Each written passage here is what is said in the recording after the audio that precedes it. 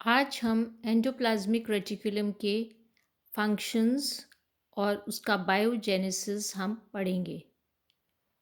Endoplasmic reticulum के बहुत सारे फंक्शंस हैं। Number one, mechanical support.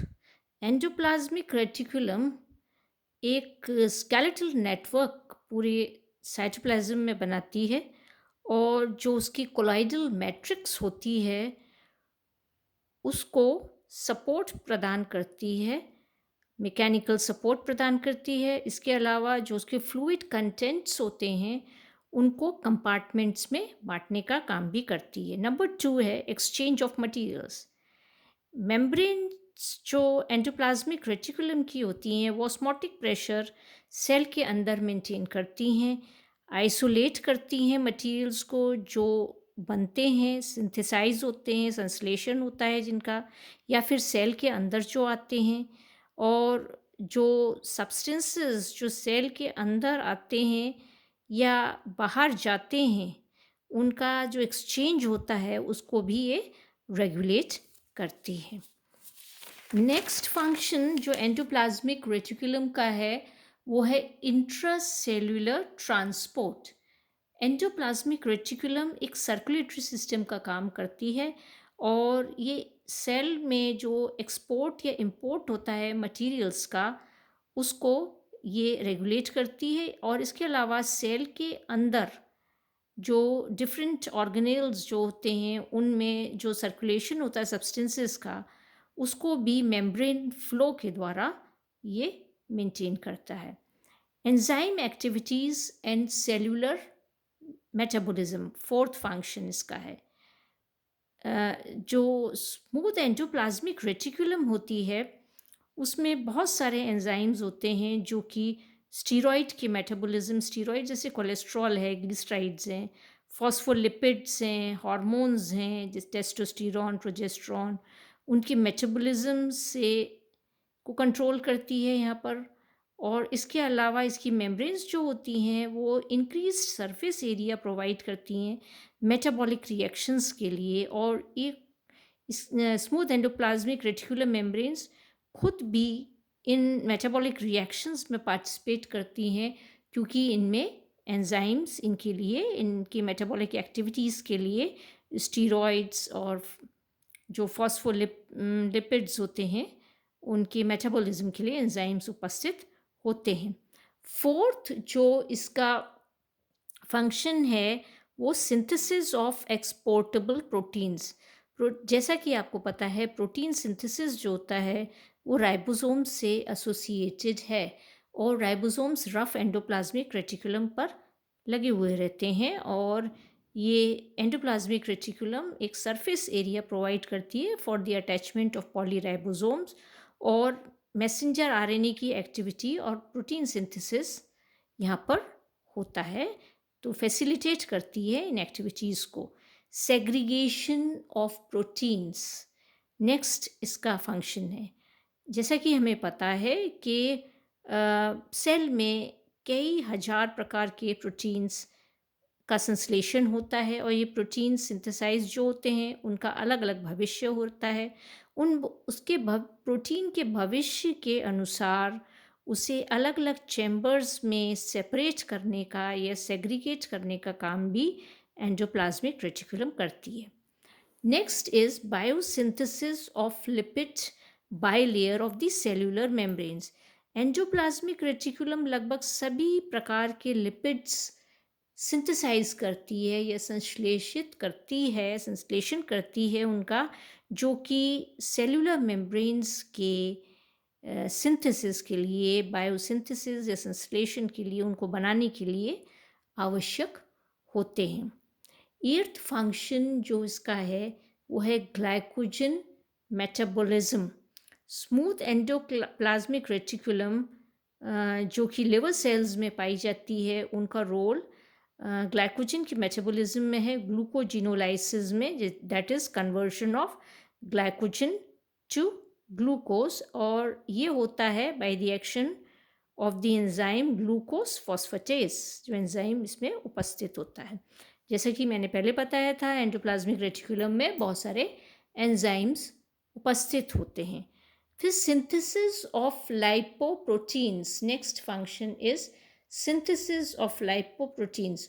Smooth endoplasmic reticulum में जो होती है वो, उसमें लिपिड्स का संश्लेषण होता है, सिंथेसिस होता है। और ये जो लिपिड्स होते हैं वो गोल्गी मेम्ब्रेन्स में जाते हैं। वहाँ पर ये जो प्रोटीन्स जो रफ एंडोप्लाज्मिक रेटिकुलम से आते हैं उनसे वो जुड़ जाते हैं और जुड़कर वो लाइपोप्रोटीन कॉम्प्लेक्स बना लेते हैं।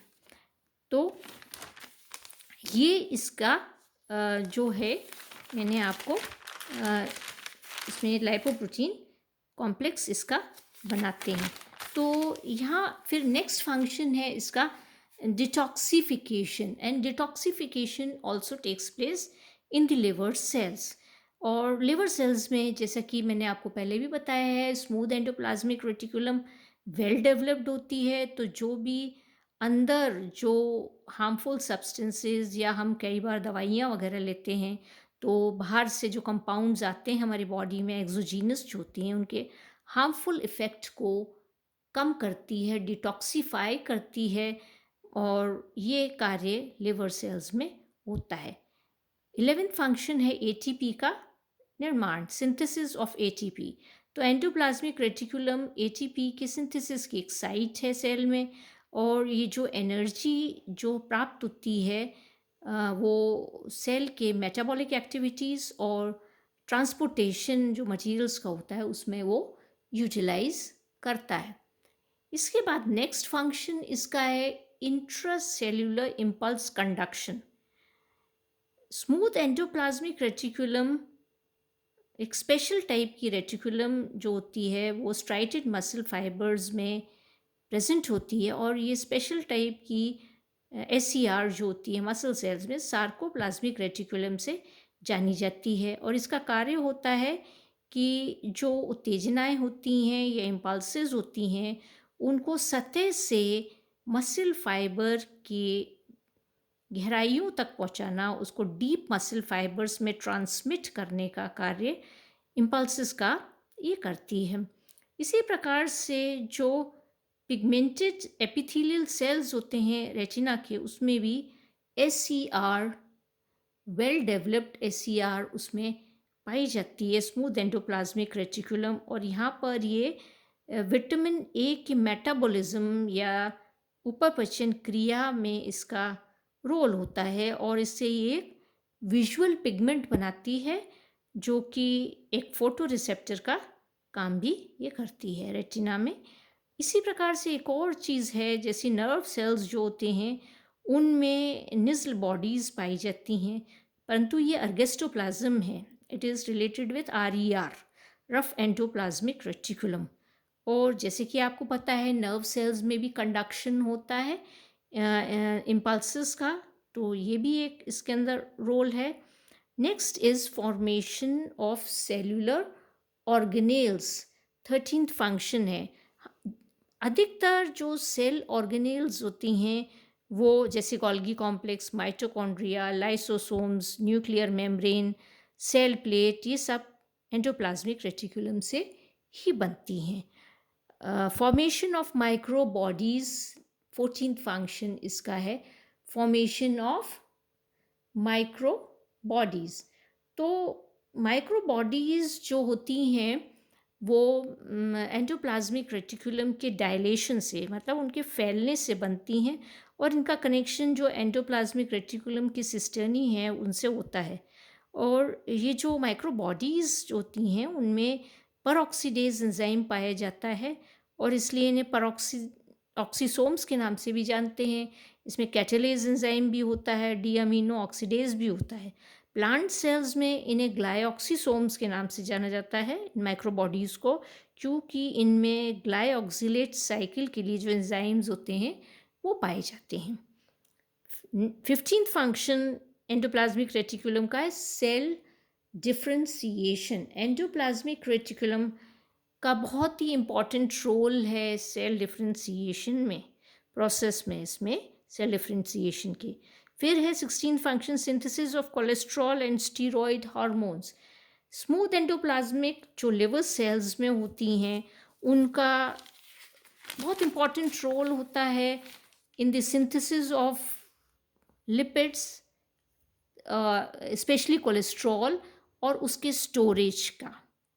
तो कोलेस्ट्रॉल के का बायोसिंथेसिस और उसका स्टोरेज जो लिवर के सेल्स होते हैं उनमें होता है। नेक्स्ट फंक्शन है एम्फीबियन डेवलपमेंट। एम्फीबियन जो एम्ब्रियो होता है उसके डेवलपमेंट में एंडोप्लाज्मिक रेटिकुलम का एक इम्पॉर्टेंट रोल है। इसके अलावा फॉर्मेशन ऑफ प्लाज्मोडेस्मेटा।